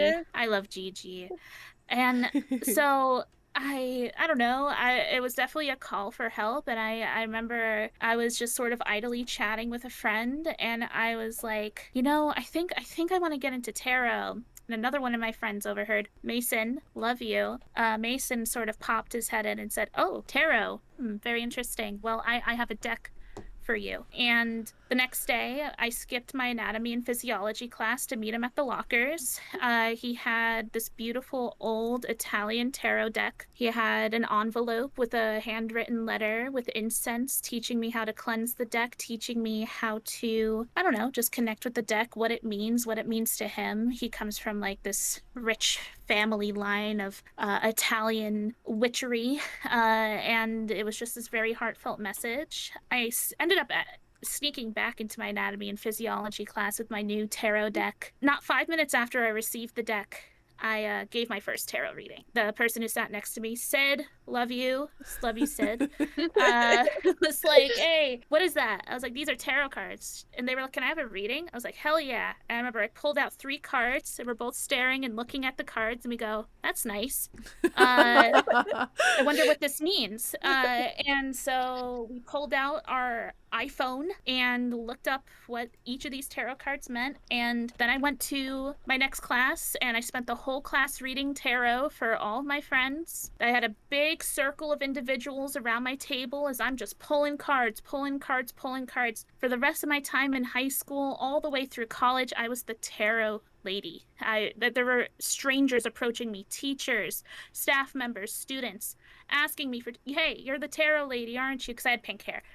They're like, "Oh, the pink-haired girl, she does the tarot readings." And I would just be reading nonstop. In the middle of class, I would skip lunch and we would just read in the teacher's lounge, and I would just be pulling cards. Oh my God, you were so cool. That's all I had. I had nothing. I was so out of touch with reality, and it grounded me, and it gave me something to look forward to every day. Okay, I can look forward to a day just ignoring all my classes and reading tarot. And so, however, I note, by the way, for the record, I no longer have that first tarot deck. I believe I passed it on to someone else. But what I did about a week after I started reading tarot was I went to the only metaphysical store in my very small village, and I picked up the Gummy Bear Tarot. Aww. And I read with this deck in this busted up tin for about 6 years, only reading. It's funny because the person that gifted me my first tarot deck read religiously with the Gummy Bear Tarot deck. This is all I read with. This deck was everything to me, and all I did was read the Celtic Cross for about 6 years. That was the only thing that I read with, and the only reference I had for learning the cards was this little tiny book that's falling apart, that is just busted and bruised, and my intuition. And that is all I use to learn tarot. That's it. And when people come to me and they ask, "Oh, like, how did you learn? What do you recommend? Like, what resources?" You don't need anything. Truly. I recommend, I love the little white books. The little white books are awesome. This one in particular is nothing. Truly. It's just a list of keywords for strengths and weaknesses. Like, what does that mean? Who knows? It changes from reading to reading, right? And I learned by just doing tons and tons and tons of readings. That is the best way to learn. Just do readings for yourself, do readings for your dog, do readings for your teachers, do readings for your bosses. Just pull out your cards. Everyone's curious. Everyone's a skeptic. Everyone wants a reading. Trust me. Trust yourself. The more you read, the better you get. The more in touch with your intuition you get. Just do it. That is the best way to learn, I swear. Also, one book recommendation. The only book that I've found ever that has made me a better tarot reader is the 78 Degrees of Wisdom. There it is. Fuchsia's got it. That is You were my so favorite ready. tarot book. Seriously. I have a stack ready, okay? Grab a deck. Get that book if you are dependent upon having a reading material next to it. 78 Degrees of Wisdom is, bar none, one of the best tarot books that I've ever read. And I've read quite a few. Really like the Kawaii Tarot book. I've heard great things about the Kawaii Tarot is a pip deck that's I bought from Amazon. You could probably get it wherever you can buy most places you can buy tarot decks. A pip deck means that it doesn't have elaborate imagery on the cards. It's just like a playing card deck, like a regular like deck of playing cards. I actually hardly I've maybe read with that deck like 4 times. I don't ever read with the Kawaii Tarot deck, but that Kawaii Tarot book is so good. It's a little kind of, it's not quite pocket sized, but it's a decent size. Every single page is a different tarot card, and it has like the main 3 keywords and then a short summary and then a 2 or 3 paragraph synopsis. And it does the upright and the reversal. Anytime I'm reading tarot on Twitch, that book is on my desk. I always have that book out because it's just a quick flip, reference, quick scan, grab the keywords. I can get a little bit of a paragraph, and I definitely use I love every book I get with a tarot deck because it's every reader's personal interpretation of the card, and I learn something new from every single tarot book that comes with a deck that I get. The Kawaii Tarot deck is usually, when I bought it, it was $8. It's usually less than $15. Super cheap. Even if you only buy it for the book, I would recommend it. I will always recommend that book. I literally have it on my wish list just to get this highly celebrated book that comes with it, because the deck means nothing to me. I'm not a fan of pip decks. I don't like pip decks really either. So, but I've only heard good things about the Kawaii Tarot white booklet that comes with it, and that it just has this wonderful insight that is layman's terms and also esoteric. Can't get better than that. So yes. I got into tarot because I joined this nerdy community called the Offbeats. Whoa. And because I was into witchy shit, and Shady was like, join Offbeats, we talk about witchy shit. and then I get in there and everyone's obsessed with astrology and tarot, and I'm like, not what I was expecting. And I'm not into astrology. Funny, because now. And I had like my cards read by a couple people. I don't remember one of the readings because we were all very, very drunk at a Splatoon LAN. But the other reading was my roommate at the time did a reading, and I don't remember most of what he pulled, but I remember the 6 of Swords, and he's like, you're going to be going on a journey. And then 2 months later, he had become this toxic, abusive asshole, and I left. And it was just like, you're like, here's my journey. It's like, I wonder if you were, trying to, foretell something. So I got into tarot when I joined Offbeats, and when I got my first deck, which is this deck that I have right here, is called the Efflorescent Tarot, which I have never seen anyone else have, but I love it. When I first got it, first of all, it didn't come with a little white book. It doesn't have one of those. But also, like, I got it, and I got 78 Degrees of Wisdom at the same time, and I just didn't connect with this deck. I have since, but I didn't connect with it initially. And 78 Degrees of Wisdom was too dense for me, not knowing any of the cards, not knowing anything about tarot. So I put this deck aside, and then I got the Shadowscapes deck, which is gorgeous because I was like, I love it, it's gorgeous, let's go get it. Look, there's my star. Again, like, I found it really difficult to read because it's very like fantasy, like it's not typical imagery, and so I put tarot aside for a while until I got my last unicorn deck. And the day, that's a great deck. Because I had seen it the day I was shopping for my first deck. I had seen it and I was like, it's really expensive. It's like $80. And The Last Unicorn is my favorite movie, and it's gorgeous. But I'm like, that's a lot to spend on that's an investment when I don't read tarot. Like, I don't know anything about tarot. But like, I kept thinking about it and I could not get it out of my head. So like, after 3 months I bought it, and then I had to wait even longer because COVID and everything was shut down. So but like, from the moment I got it, like, I connected, and I have been reading ever since. Like, sometimes to start, you have to find the deck that you connect with.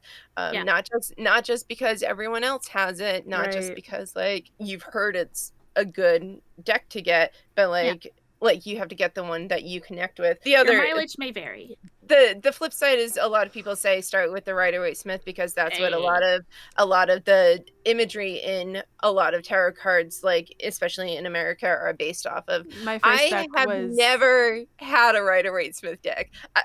Like my first deck was the Rider-Waite-Smith deck, and shortly after that, like within a month, I had gone and bought my own deck, which is called the Cosmic Tarot, and I was attracted to that one for it has very like romantic imagery. It's very solid, like illustrations of people's faces, like, and I attach to human expression. I interpret better with human expression, and it also is a very pastel gradient colorful deck, but pastel and rich at the same time. I don't want yeah when I was looking for my first deck, I came across that one. I was like, that one was nice. That one I used for years before I replaced it, before I was able to replace it. Yeah, so I would say, like, first and foremost, find a deck that connects, that you connect to, because that was my biggest It's hurdle like in learning tarot. And like I like this deck. I love this deck. I use it a lot now, but like I didn't for the first year because I didn't connect with it, and I had to get approximately 1,600 other decks before I started using this one. I would recommend, if you can, to go to a local shop that sells tarot decks, because often they will have a notebook where you can see what the cards look like. It's sometimes very hard to buy them online. So if you can get out to a physical shop to actually see the cards, that would be tangibly hold them and feel them out. I see a lot of deck tours now on YouTube. So that too. Googling or YouTubing the deck before you purchase it helps a lot. I do those. That's very true. But my local witchcraft shop has a whole bunch of decks that are for shop use. Like you can sit down and just read with them like while you're there. And it's nice because like you get to see all these different decks, which I am just in love with the Line Strider Tarot. It is gorgeous watercolor. I don't have it yet, but every time I go to the shop, I'm like, I'm gonna read with this for a second. So yeah, actually seeing the cards and feeling them is really great. But if you can't do that, there are a lot of YouTube videos that do like flip throughs and everything, including my own YouTube. I would say resource-wise for learning the cards, I also completely agree with sitting down with the cards and looking at them. And this is what I wanted to get back to. Laro Star asked way back, if you're learning to read, how can you know what's right or wrong? What I say is, for the most part, there isn't really a hard wrong in reading tarot for the most part, but there are clearly, I read a terrible tarot book the other month. With the imagery, you're going to see the card. You're going to get a feeling from this card. There are 3 swords stabbing this person in the heart. You're not getting warm, lighthearted feelings from this card. Aside from the terrible tarot book where it was like, good communication is happening here. And I was like, what? So this is the 9 of Swords, and it's someone huddling in bed. They're turned away from us, and there's 9 swords hanging over them on the wall, and they're like hunched over, covering their face, and you just really get this feeling of anxiety, of depression, and can't sleep. You're like, nightmares. It's a card about nightmares. It's a card about anxiety, worrying about things that are not actual, tangible, maybe not even happening at all because they're nightmares. You're not going to look at this card and be like, oh yeah, they're getting a good night's sleep. Aside from that, there aren't really solid wrong interpretations for cards unless you're just really not looking at the imagery. You'd have to try really hard to to do it wrong. For me, it's just the cards like the world, where it's just like a woman that's like standing up in the middle of the sky with like archetypical creatures around her, a laurel wreath surrounding her. Obviously, like you look at it and it feels like she's being celebrated, but like the meaning of the world card, it's it's a lot more like spiritual and esoteric than that. And just looking at the card itself, like those cards and Justice and like the Hierophant and the High The Priestess, major arcana they are give in me general. they've always given me a pause, and I've always struggled. It's like Justice, whenever Justice comes up, I'm like, I don't know what to do with this. Like I never know what to do with this. Like Oh, see, I feel like Justice just speaks to me, but Libra rising, so I mean, like yeah. Libra is justice. I wanted to Yeah. get to my resources though. Oh, sure. Besides intuitive reading. So we talked about 78 Degrees of Wisdom. A good, just like quick book is Tarot for Self-Care. It's just got like a paragraph, upright, paragraph reversal. It is very soft, I would say, in its interpretations because it's self-care, but it's really good for quick interpretations. And then I have never gotten the Kawaii Tarot, so I don't know about that, but this is the Starman Tarot book that comes with the deck. The deck is really, really hard to read from. It's very esoteric, but the interpretations for the cards in this book are next to 78 Degrees of Wisdom for me. The interpretations on these cards is so great. And every time I read one, I'm like, You I understand know it the so cards. I'm deeply. like, there's a little nugget of wisdom. I love it.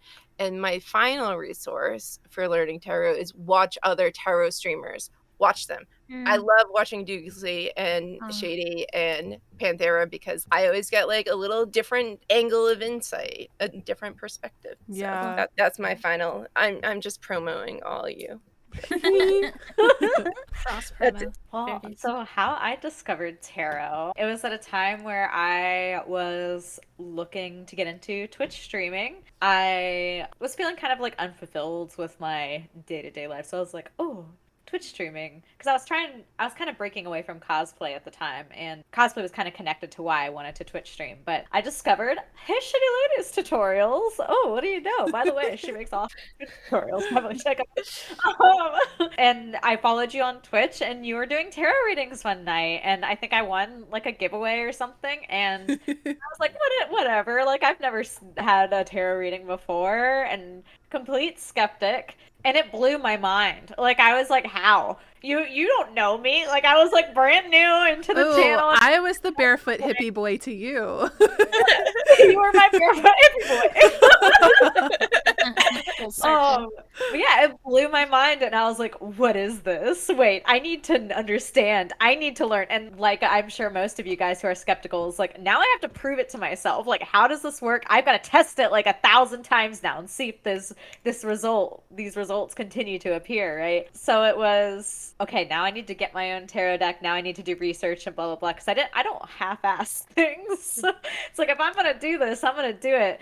And that's when the obsession began. But my first deck was the Wild Unknown Tarot, which I love. It's very nature-based imagery. I have a really hard time with human-based imagery, so the standard Rider-Waite-Smith and everything, I was just not called to it at all. But like this deck, I mean, here's the Hermit card if I can get it to focus. It's a little turtle. Maybe it'll just show back here. It's a little turtle in a shell. So I felt really drawn to this deck because I'm an animal person, as I'm sure you guys know if you've been around my channel. But yeah, that's where my obsession started, and then tarot kind of led me into witchcraft as a whole. And then for a while, witchcraft just completely took over, and tarot was kind of like a back burner. It was like a tool that I used on occasion, but it wasn't anything that I like really focused on for a while. And so I read just kind of for myself casually for about 5 years or so. And then this past summer I had created my blog on witchcraft and my new Instagram account on witchcraft, and I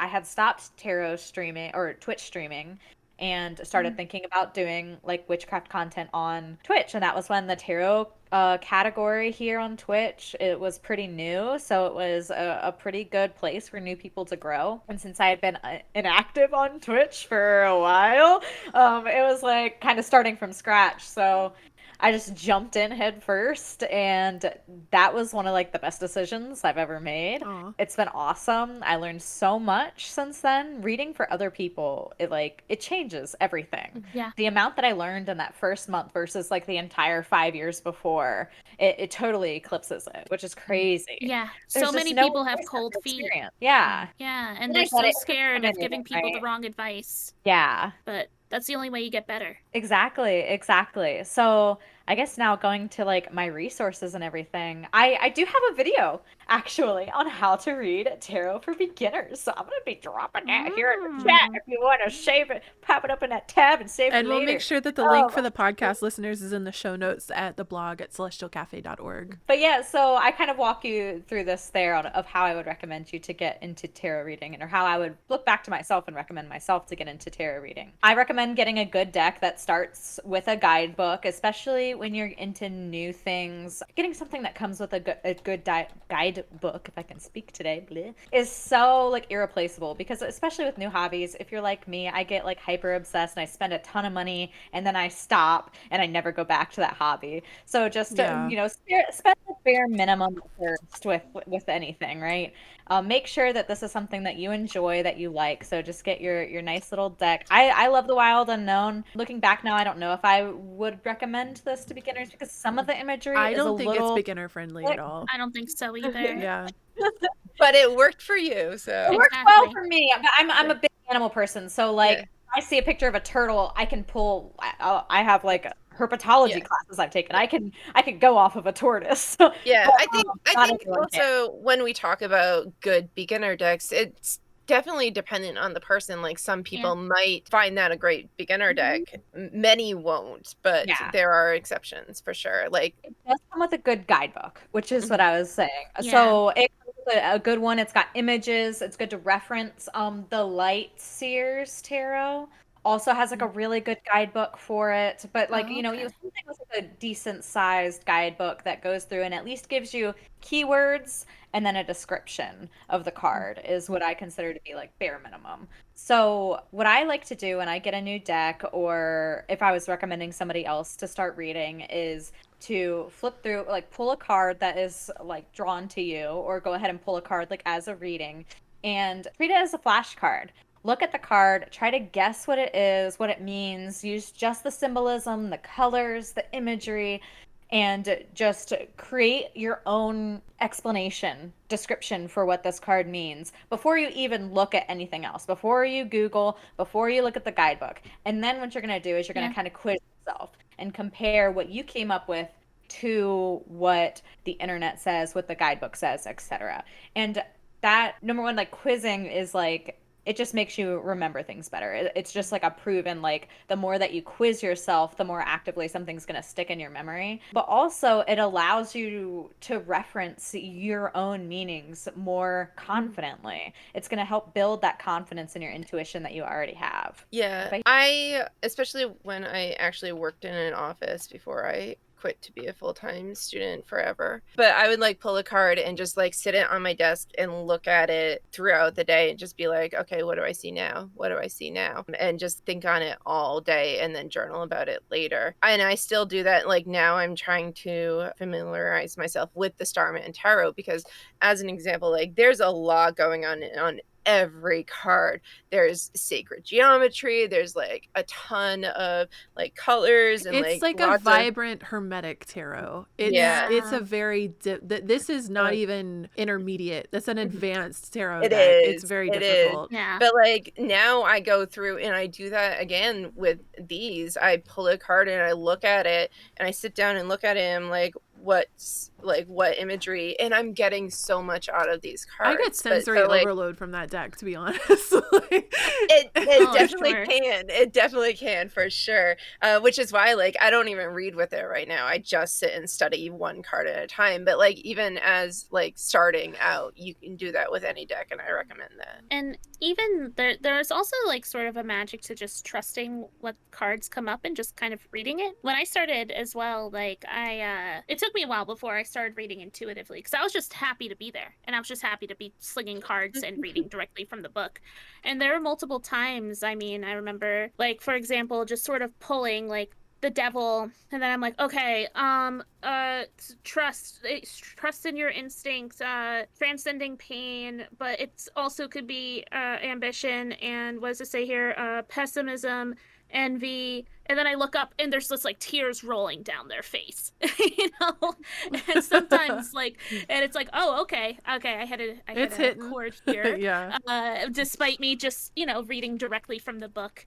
And it's there's also just a magic in just, because then, you know, you can start to dig into that. It's like, what, you know, is it, you know, transcending through the pain? Like what pain are you like dealing with right now, and what are you trying, you know, like then you can start to dig into the what's and whys and hows of it. yeah, exactly. And so sometimes leading with the book as a beginner, I think, can be helpful. Yeah. Because then first of all, I think it also like puts trust into tarot for you, especially if you're a skeptic, because like, what are you doing? You're just shuffling a deck and whatever comes out comes out. The most you can do is guarantee a good shuffle, and then from there, who knows, things start to hit, things start to click, and it's just that trust in like, oh wow, this is hitting, I am doing something here, despite me just reading directly from a book. And I think that strengthens the trust between you and tarot in and of itself. Either way, I think the main thing that I think all of us can go away from with this is just read tarot. Just give readings, especially giving readings to others. You can read for yourself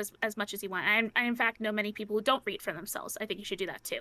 The more you read for others, the more feedback you get, greater conversation happens, and it's just gonna skyrocket your intuition, your ability to infer what each card represents, and grow from there.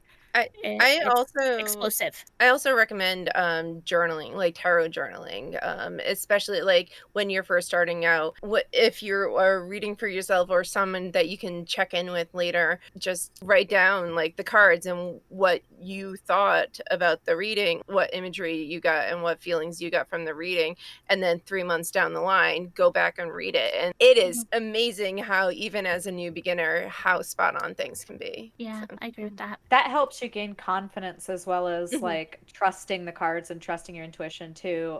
Recording my tarot readings is one of the biggest things that helped me with not being a skeptic anymore. It's like, because you notice those patterns and it's just crazy. And it's like proof, right? It's like a lab experiment. Like you go through and you test and you test, and then you're getting consistent results. It's a little crazy. The hypothesis to solutions. Yeah, it's the scientific process through a magical lens, and I appreciate it. Yeah, absolutely. I'm a firm believer that like magic is just science that we don't understand yet. Yeah, definitely. I agree with that. There's a question in the chat about the Thoth discipline, the Thoth tarot deck. Highly advanced deck. It's again, really? You don't think so? I think beginners can pick up Thoth.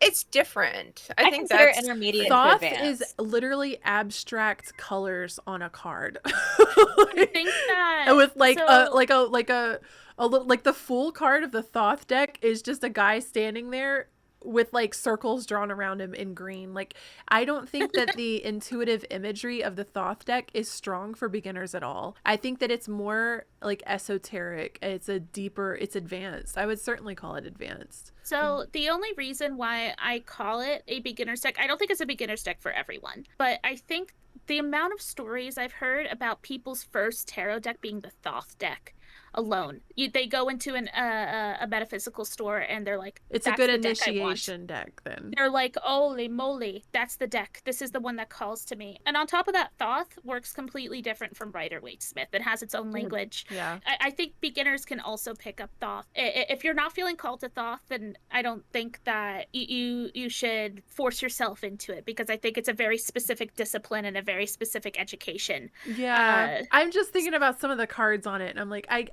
it's abstract. I would use the word abstract to describe Thoth. So Rider-Waite-Smith is more mundane, with like the fool taking the step off to the cliff, and Thoth is more so if you're more attracted to abstract sacred geometry, colors, forces of like the movement and alchemy, and if that is something that you're more intuitively drawn to, yeah, sure. Maybe it's not a good, maybe I don't see it as a beginner deck for me. And maybe this is very subjective to ask what is a good beginner deck. That's fair. Rider-Waite-Smith is like the simile and Thoth is like the metaphor. Yes, it's like absolutely. Absolutely.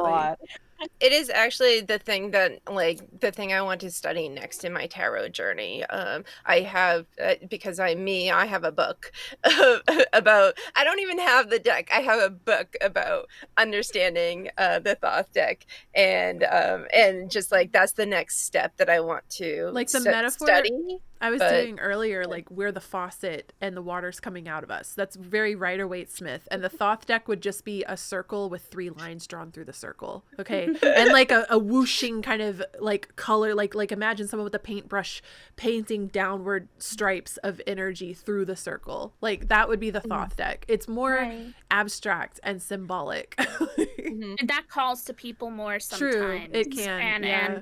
And to others, they might see Rider-Waite-Smith and be like, boring. I'd rather True. rack my brain True. and tap into my inner Aleister Crowley and just Not Crowley. sink. He's the one who made Thoth. I know. And just sort of channel this completely different energy field of tarot. Honestly, we could probably fill a whole chat, and if we want to, we would also add the Marseille deck. I as feel well. like we could probably revisit another episode about tarot because we're over 2 hours right now, and True. so that's going to conclude our first part, I suppose, of our tarot deep dive. The next episode of the Celestial Cafe podcast is going to be in about 2 weeks from now. It's going to be around the full moon in August, which is, I want to say the full moon in August is the 17th. Is that right? The 11th. We have a 11th. date picked out already, don't Do we? we? Let me double check. Okay, you tell Think me. So it'll be the second week of August is going to be our next episode of Celestial Cafe podcast. And don't forget, you can check out our website at celestialcafe.org to find the links for our Instagram and Twitter. You can join our Discord server and follow us on YouTube. Subscribe to our YouTube channel so you can see these at later dates if you want to revisit the conversation, or if you miss parts during the live stream. And we're also available on all the podcasting apps like Apple Podcasts and Spotify. So if you're listening in and you don't mind dropping us a review on those podcasting platforms, that would be really awesome and very helpful for the show. Subscribe to us on YouTube. We're only about 80 away from getting our custom URL, so it'll be easier for us to tell where the channel's coming from. And then we'd love to see you tune in with us in 2 weeks on August 9th at around 6 or 7 p.m. Eastern Standard Time for our next episode, where we're going to be talking about the full moon in August. Do we know what sign that's in? Aquarius. Full moon in Aquarius next month. All right. So we'll be chatting about that in a couple of weeks. And I have been one of your hosts, HeyShadyLady. And if you would like to hang out, at HeyShadyLady on all social media. I'm Doogsley, Doogsley, and I don't do much of anything these days. I'm honestly in a deep depression. Anyone feeling that from me today? No? That's good. You're killing I'm glad. it. No. No. Thank you. I'm glad. I'm happy to be here to talk about tarot. Straight up. I'm just gonna be streaming soon. I'm working on it. I keep getting thrown some pretty crazy curveballs, so bear with me.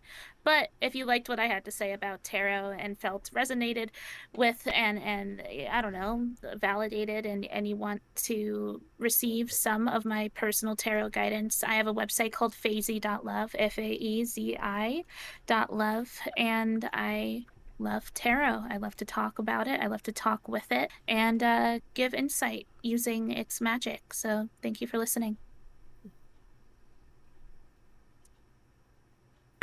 I can hear it. We're just looking at each other like, you? You're too polite. Someone's gonna jump in. I'm Panthera! There we go. I'm the Pharaoh Witch. You can find me on Twitch at twitch.tv/Panthera. I also make YouTube videos and blog content, and I sell tarot readings as well on my website. And I'm actually in the process of launching my physical item shop, which is very exciting. Let's So that'll be go. on Etsy and my blog. It'll be cheaper on my blog. This is an FYI. But I'm going to be selling spell kits, so like a DIY. I gave you the materials, and you can, in the instructions, and you do the spell yourself. Spell oils, which you guys have all received a tester. They Yes. work. Awesome. They The work results so far. amazing. Yeah. So, yep. Woo. So I don't know where my definitely camera check is. those out. Look at us. I'm so happy how they came out. They're very pretty. I've got one over They here. on my are. room And they too, work like, they're so amazing. sparkly. Just saying. Ooh. I'm also gonna do like spell sachets, maybe some bottles and things like that. So it'll be like in custom spell work as well too will be available there, which is like I do a spell for you.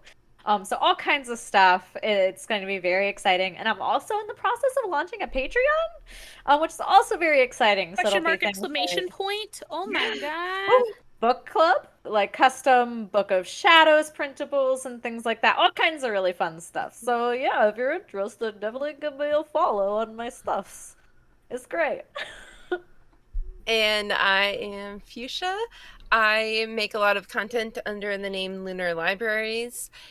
I do YouTube videos about all sorts of magical witchy stuff, a lot of tarot flip throughs of my million decks, and my most recent video is all about my past year working with Aphrodite. So if you're interested in this beautiful goddess of love, then you should check out that video. Aphrodite's tight.